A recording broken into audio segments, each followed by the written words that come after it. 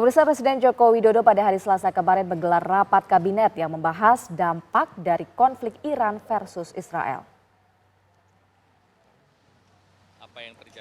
Menko Perekonomian Airlangga Hartarto menyatakan rapat kabinet membahas situasi terbaru geopolitik Timur Tengah dan dampak ekonomi konflik Iran versus Israel terhadap Indonesia.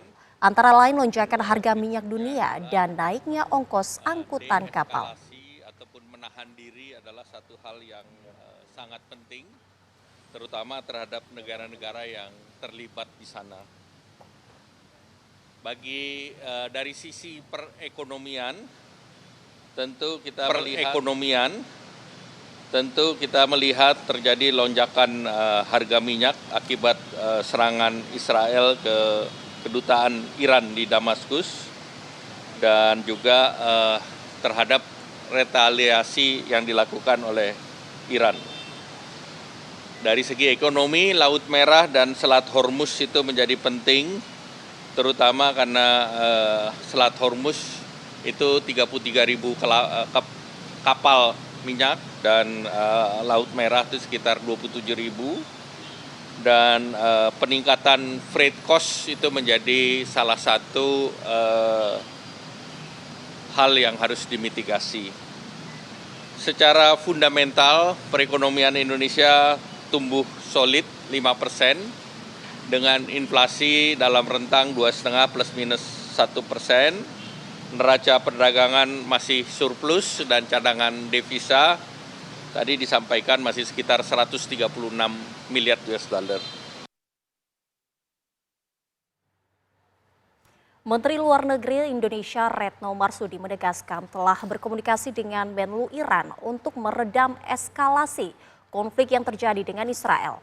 Ya, Retno Marsudi pemirsa lebih memilih untuk menggunakan upaya diplomasi untuk bisa meredam situasi yang panas di Timur Tengah. Ekonomi atau apa atau banyak banget lah, itu biasa, itu di dalam dunia internasional biasa, harapan, tekanan dan sebagainya, tetapi posisi kita sejauh ini tetap kokoh. Jadi tidak melunak ya Bu? Inisiatif sebagai penengah Bu, inisiatif sebagai penengah. Kita terus bicara dengan pihak-pihak terkait ya, misalnya kenapa kita bicara dengan Amerika. Jadi Amerika itu selain kita bertukar message dari pagi, pembicaraan per telepon kita lakukan karena kita tahu Amerika Serikat memiliki peran yang sangat besar untuk dapat menggunakan pengaruhnya agar deeskalasi terjadi. Dan tadi saya sampaikan langsung bahwa Anda punya peran yang besar dan tolong gunakan pengaruh tersebut. Jadi pihak-pihak yang berpengaruh terhadap masing-masing pihak kita juga coba dekat. Kebetulan kalau dengan Iran kita berhubungan dengan baik. Saya bicara langsung dengan Menteri Luar Negeri Iran hampir 1 jam, 50 menit, sekitar 50 menit, dan saya sampaikan juga bahwa eskalasi tidak akan membawa manfaat bagi siapapun. Ya, pemirsa, situasi di Timur Tengah masih memanas setelah Iran menyerang Israel. Meski sejumlah negara meminta negara di Timur Tengah menahan diri, Israel merencanakan pembalasan atas serangan Iran.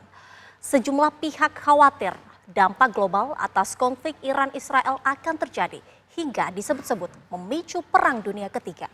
Ya, untuk mengulas hal tersebut pemirsa sudah bersama dengan kita ada Irfan Maulana yang merupakan manajer News TV One sekaligus pemerhati Timur Tengah.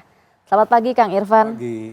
Kabarnya bagaimana Kang Irfan, sehat ya? Alhamdulillah baik. Baik Kang Irfan, ini kan sebenarnya ada kekhawatiran munculnya Perang Dunia Ketiga pasca konflik antara Iran dan juga Israel. Apakah sebenarnya kekhawatiran itu berlebihan dan peluangnya sejauh mana untuk kemudian bisa terjadi Perang Dunia Ketiga? Kekhawatiran itu wajar ya. Karena itu kemarin Pak Bu Menlu Retno Marsudi melobi Iran langsung, dan sebetulnya bukan hanya Bu Menlu kita ya. Malaysia dan beberapa negara Arab pun mengingatkan Iran, meminta Iran untuk menahan diri. Karena efeknya jika ini eskalasi terus meningkat, Israel melakukan serangan balasan, Iran melakukan kembali aksi balasan lebih keras lagi, sangat wajar jika akan menyeret negara-negara sekitar di kawasan dan pihak-pihak kekuatan besar yang punya kepentingan di kawasan akan terlibat. Dalam hal ini Amerika dan sekutunya di pihak Israel atau mungkin juga Rusia dan Tiongkok yang selama ini dianggap berada di pihak Iran akan ikut campur dan akan memicu terjadi perang besar dan bahkan perang dunia ketiga. Ini tentu saja akan menjadi bencana besar buat masyarakat global, masyarakat internasional ya. Dampaknya akan luar biasa. Tentu saja juga ke kita bangsa Indonesia juga akan merasakan dampaknya. Meskipun tidak sampai terjadi perang dunia ketiga tapi eskalasi terus meningkat, dampaknya akan sangat dirasakan. Apalagi misalnya ada ancaman Iran untuk menutup Selat Hormuz ya. Yang memisahkan antara Teluk Arab atau Teluk Persia dengan Samudra Hindia. Itu adalah jalur termasuk sumber utama distribusi minyak dari kawasan negara-negara kawasan teluk yang menjadi produsen minyak dunia. Yang di situ juga Indonesia mengimpor minyaknya sebagian besar saya kira dari situ. Kita dari Saudi Arabia dan dari Azerbaijan itu minyaknya itu dari pelabuhan di pantai timur Saudi Arabia yang untuk sampai ke Indonesia. Itu akan terasa betul. Kemarin pun sejak serangan Iran itu bukan terasa juga ya. Bursa di Amerika Dow Jones juga rontok. Bursa Asia juga turun. Ya IHSG juga turun. Jadi itu pun baru dampak sementara ya. Tapi ini jika berkepanjangan akan luar biasa. Tapi sih saya agak yakin bahwa ini tidak akan terjadi. Karena sebetulnya pertama Iran sendiri menyerang kemarin. Melakukan serangan pada Sabtu ya. Seingat saya hari Sabtu itu. Dalam hanya waktu sekitar 5 jam itu sebetulnya sebagai reaksi balasan saja. Pride-nya sebuah bangsa untuk melakukan aksi balasan atas ulah Israel yang dituduh membom atau menyerang kantor konsulat Iran di Damaskus yang membunuh salah satu petinggi militer Iran ya, petinggi militer senior Iran lah dan beberapa diplomat Iran. Dan ini sebetulnya bukan ulah yang pertama Israel. Beberapa kali sebelumnya juga Israel melakukan hal yang sama. Menyerang kepada kepentingan-kepentingan diplomatik dan misi Iran di kawasan ya. Di Irak beberapa waktu yang lalu. Yang membunuh salah satu petinggi, bukan salah satu. Menurut saya orang nomor 2 paling dihormati di Iran. Pemimpin garda revolusi ya setelah Ali Khamenei. Qasim Soleimani itu kan terbunuh. Itu orang yang sangat dihormati di Iran. Sangat populer. Yang popularitasnya itu hampir menyamai Rahbar atau Ali Khamenei, pemimpin tertinggi Iran. Itu dibunuh oleh serangan bom Israel. Jadi sebetulnya wajar Iran bukan pembalasan itu sebetulnya. Artinya ada potensi Israel akan menyerang Iran begitu Pak? Nah ini yang dikhawatirkan masyarakat dunia ya. Bukan cuma negara-negara di kawasan. Kalau Israel melakukan balasan, Iran berjanji akan melakukan pembalasan lebih keras lagi. Dan ini jika eskalasi terus melibatkan negara di kawasan, kan negara di kawasan juga akan terganggu, akan mempertahankan diri. Jika stabilitas atau keamanan negaranya terancam. Ini akan memicu perang lebih besar gitu. Dan bisa saja terjadi perang dunia ketiga. Jika Amerika ikut campur, Amerika sebagai negara di pihak Israel ikut terlibat, Prancis, Inggris dan lain sebagainya. Rusia, Tiongkok juga terlibat di pihak Iran misalnya. Kemudian negara-negara Arab sekitar juga terbelah. Ada yang proksi Iran akan di pihak Iran. Negara yang dekat dengan Barat akan mungkin saja dalam posisi terpaksa harus juga ikut terlibat.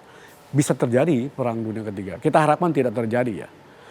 Dan sebetulnya juga Menlu atau beberapa negara di kawasan juga mengingatkan Iran. Hati-hati jangan-jangan ini bagian dari provokasi Israel. Sebetulnya untuk mengatasi kebuntuan Israel. Israel melarikan diri kira-kira ya. Dari kebuntuan dan masalah Palestina di Gaza. Ingin mencari front baru dan memancing Amerika untuk turun. Ini kan Israel seolah merasa dibiarkan sendiri ini. Israel sekarang dalam posisi paling terkucil sepanjang sejarahnya. Ketika negara-negara sekutunya pun sudah mulai ogah-ogahan. Prancis, Inggris, Amerika sudah mulai minta Israel untuk, tidak ada negara satupun yang mendukung Israel untuk agresi ke Rafah. Padahal buat Israel itu adalah momentum untuk bisa menyelesaikan perang ini dan memenangkan perang ini. Di mata Israel, jika Israel tidak menyerbu Rafah dan mengeliminasi Hamas, itu berarti kekalahan. Jadi sebetulnya cara Israel untuk lari dari persoalan dengan menciptakan front baru. Dan menarik Amerika untuk turun. Ya tapi kan itu gila ini gila-gilaan. Sehingga, ya kita harapkan Iran tidak terprovokasi saja. Gitu.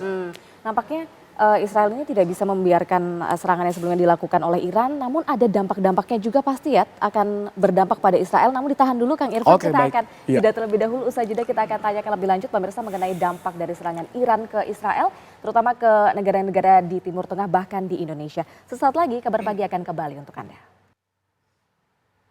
Pemirsa, kita lanjutkan kembali dialog bersama dengan pemerhati Timur Tengah. Ada Kang Irfan Maulana yang juga merupakan manajer News TV One. Kang Irfan, ini nampaknya saat ini Israel memang masih mempertimbangkan berbagai opsi ya untuk apakah akan membalas serangan dari Iran atau tidak. Nah, sebenarnya dampaknya ini seperti apa sih, terutama terhadap negara-negara di kawasan Timur Tengah dan juga terhadap negara kita sendiri nih, Indonesia? Ya pasti akan stabilitas keamanan regional setidaknya akan terganggu, yang itu akan berefek domino pada keamanan dan stabilitas global dari berbagai sektor termasuk ekonomi. Karena itu kan negara-negara produsen minyak terbesar dunia, di situ ada Saudi Arabia, ada Iran kan gitu, yang juga jadi produsen minyak, ada Kuwait, ada Bahrain, Qatar, terutama kawasan Teluk Persia. Itu ladang emas hitamnya dunia lah gitu, sumber utama energi dunia. Itu pasti akan berdampak pada stabilitas global termasuk stabilitas ekonomi. Karena kita Indonesia termasuk masih importir, sudah menjadi importir minyak ya dulu dari produsen. Dan sebagian impor kita itu dari kawasan itu, terutama dari kawasan Teluk Arab. Teluk Arab itu orang istilah lain Teluk Persia, tapi ada yang bilang itu Teluk Arab. Nah itu akan berdampak besar. Nah karena itu memang kemarin Menlu mengingatkan betul Iran juga agar menahan diri. Tapi saya yakin Iran juga akan menahan diri. Karena sebetulnya Iran kemarin hanya sekedar pride saja. Aksi balasan karena sudah berkali-kali ganggu Israel. Seperti saya sampaikan tadi. Karena itu sebenarnya serangan kemarin Israel itu sebetulnya sebagai warning saja gitu. Gua juga bisa nyerang lu secara langsung loh ke jantung negaramu itu gitu. Rudal Iran tuh nyampe gitu loh ke Tel Aviv, bisa nyampe ke Tel Aviv, bisa nyampe ke Yerusalem, bisa nyampe ke Askelon, bisa nyampe ke Haifa. Jangan sepele. Apalagi jika itu dikasih hulu ledak nuklir. Gitu kan gitu. Ini sebenarnya itu warning buat Israel, jangan terus bikin ulah gitu. Tapi yang memang orang-orang Zionis keras kepala ini juga kadang-kadang tidak bisa diduga gitu ya. Karena mereka kan seperti saya katakan tadi bisa jadi dalam posisi buntu menghadapi persoalan Gaza dan Palestina ini ingin membangun front baru untuk menarik sekutunya untuk terlibat, terutama Amerika. Tapi kelihatannya Amerika tidak terganggu, termasuk negara-negara Arab di sekitar. Saudi, Yordan, Kuwait kan sudah juga menutup wilayah udaranya. Kalau Israel akan melakukan serangan balasan.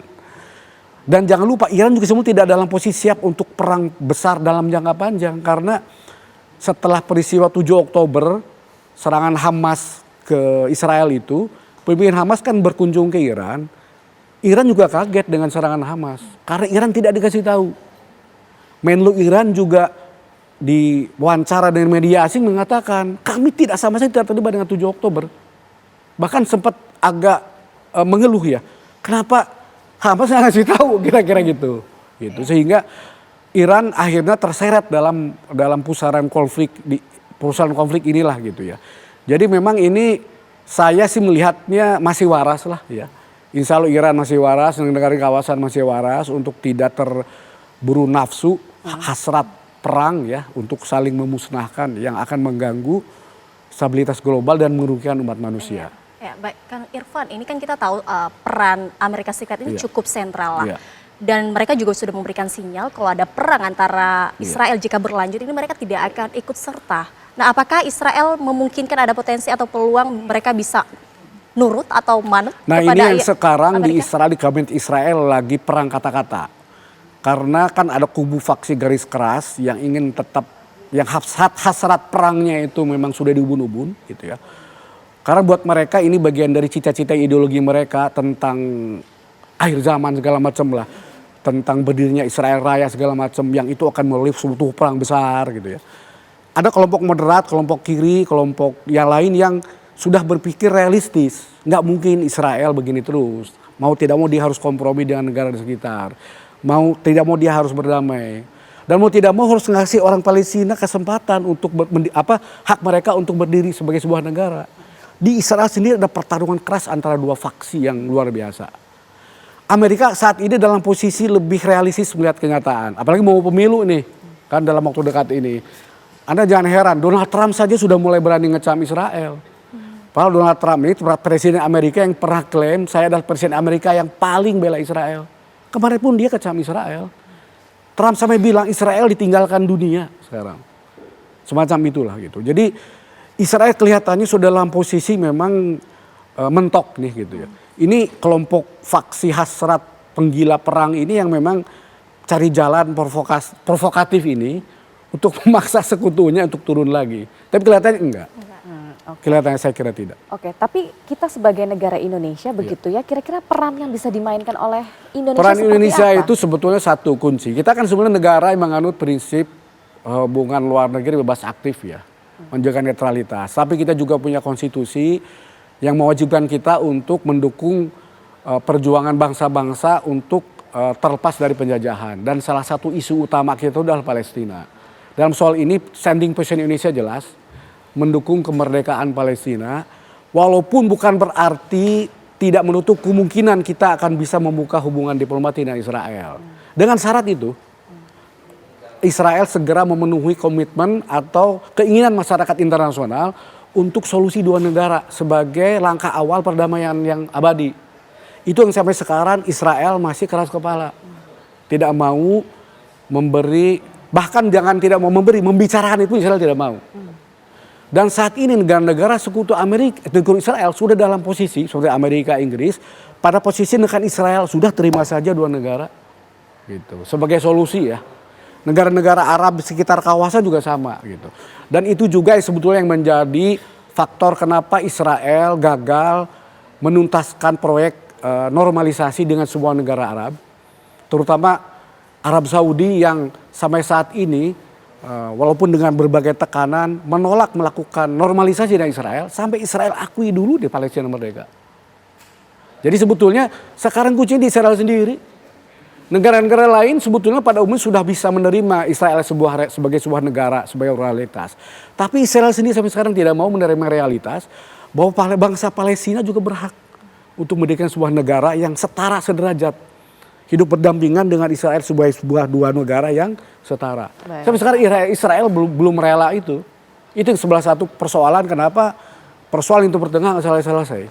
Ya kuncinya memang Israel juga. Oke, Saya seperti kira yang itu. disampaikan juga oleh Menteri Luar Negeri ya, Betul. Indonesia ini memang sudah berkomunikasi dengan Komunikasi, negara-negara lain iya. untuk menahan diri begitu. Baik, terima kasih sekali Sama-sama. Kang Irfan Maulana atas dialognya pada Kabar Pagi kali ini, pemirsa.